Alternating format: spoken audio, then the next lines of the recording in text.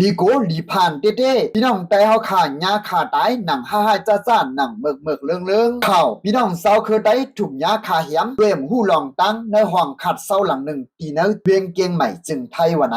วันที่18เดือนปี2026ยามกลางค่ำ8 โมงนั้นอยู่ที่เซานาตีภูมิบุญพรสพเมปิงจิดอนเกียงใหม่เจ้าหน้าที่เจ็ดหลักฐานแลไผ่ดังหมอยาเขาและเข้ากดทัดเจ็ดที่ห้องลือเซาตีหนึ่งตีดำปนสันพีเซอร์จิดอนเกียงใหม่นั่นนะเยาไว้เสและฮับข่าวว่าเหมือนมีคนลูกตายในห้องเซาไหนอยู่ที่เซานาตีเขาก็ได้กว่าจัดทัดไว้เพื่อถึงเตี้ยวก็เลยหันว่าตั้งนอกห้องนั้นเลยคัดโซไว้อยู่จำหิมหอมห้องน้ำเจนั้นก็มีเสียวอายเมียนตู่วุดกว่าเสียงในแล่ตั้งเลยปืดเข้ากว่าจัดด้วยเสได้หันผู้หญิงอายุหมอก40 ปีไปนอนตายไว้อยู่ในเยาตั้งเลยหัวเป็นก้นเจ้าคือได้ด้วยกะอำในหูจื้อแลตีอยู่มานางในนอนเสียงสายเจอในผาห่างเอานางงวกไว้อยู่ในห้องน้ำในเยาจอมตัวมานางก็มีห้อยจ้ำห้อยมันกว่าเสียงเหมือนไรถุงยาเฮ็ดให้ไว้ให้จ้าในขยาตามคาดว่ามานางเลยเสียงสายเจออ่ำย่อมหมอก2 วันในเยาไว้นั้นอยู่ดีซอนาตีภูมิบุญพรเลยจัดทัดด้วยเจอในห้องเศร้าเจานั้นเสเลยหัวมานางก่อนลูกตายกว่านั้นอ่ำเจอเจ้าของอันมาขัดเศร้าตีห้องนั้นกำสื่อเจ้าของห้องนั้นซ้ำเป็นผู้ใจ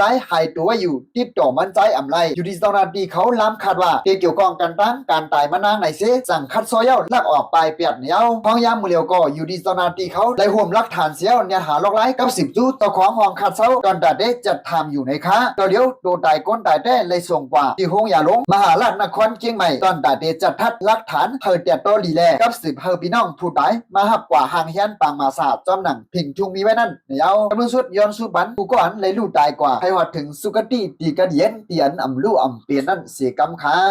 ข้อมูลข่าวเงาในกอข่าวเลยอ้างอิงมาดีข้องข่าวเกียงใหม่นิ้วเขาออกนี่ไว้หนังในค้าอันนี้ก็อ่ำง่ายๆค่ะเนาะพี่น้องได้ก็ได้เสียวเขาว่าอันนี้ดีโกเด้ๆค่ะนะแต่พี่น้องได้ก็ได้เสียวเขาเจออันคู่ข่าวอันนี้ค่ะเนาะเกี่ยวกับเรื่องลองข่าวแน่เนี่ยเป็นพี่น้องแต้วข่าวดังหลายในก็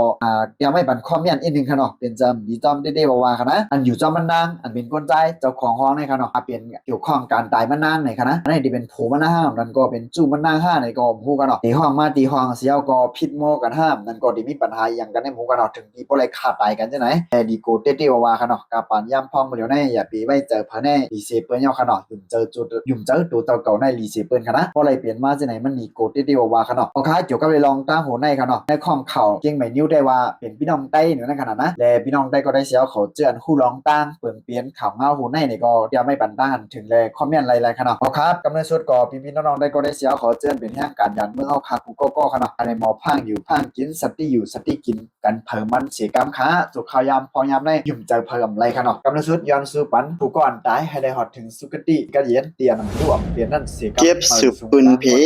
ขาวหยอดอิน